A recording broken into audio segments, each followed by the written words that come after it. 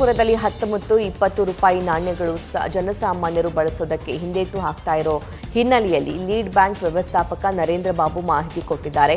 ಜನಸಾಮಾನ್ಯರು ವ್ಯವಸ್ಥಾಪಕರು 10 ಮತ್ತು 20 ರೂಪಾಯಿ ನಾಣ್ಯಗಳನ್ನು ಕಡ್ಡಾಯವಾಗಿ ಬಳಕೆ ಮಾಡಬೇಕು, ಇಲ್ಲವಾದಲ್ಲಿ ಕಾನೂನಾತ್ಮಕವಾಗಿ ಕ್ರಮ ಕೈಗೊಳ್ಳಬೇಕಾಗುತ್ತೆ ಅಂತ ಲೀಡ್ ಬ್ಯಾಂಕ್ ವ್ಯವಸ್ಥಾಪಕ ನರೇಂದ್ರ ಬಾಬು ಎಚ್ಚರಿಸಿದ್ದಾರೆ. ಆರ್ಬಿಐ ಭಾರತ ಸರ್ಕಾರ ರೂಪಾಯಿ 10 ಮತ್ತು 20 ಮುಖಬೆಲೆಯ ನಾಣ್ಯಗಳನ್ನು ಮುದ್ರಣ ಮಾಡಿದೆ. ಗ್ರಾಹಕರಲ್ಲಿ ಈ ನಾಣ್ಯಗಳ ಬಗ್ಗೆ ಅಪನಂಬಿಕೆ ಇದೆ.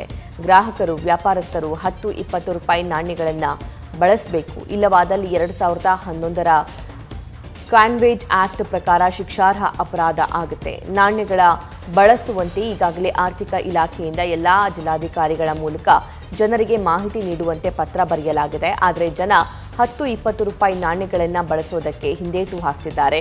ಹಾಗಾಗಿ ಎಲ್ಲರೂ ತಮ್ಮ ನಿತ್ಯದ ವ್ಯವಹಾರದಲ್ಲಿ ನಾಣ್ಯಗಳನ್ನು ಬಳಸಬೇಕು ಅನ್ನೋ ಮನವಿ ಮಾಡಿಕೊಂಡಿದ್ದಾರೆ. ನ್ಯೂಸ್ ಫಸ್ಟ್ ನಿರ್ಭೀತಿಯಿಂದ ನಿಮ್ಮ ಪರವಾಗಿ.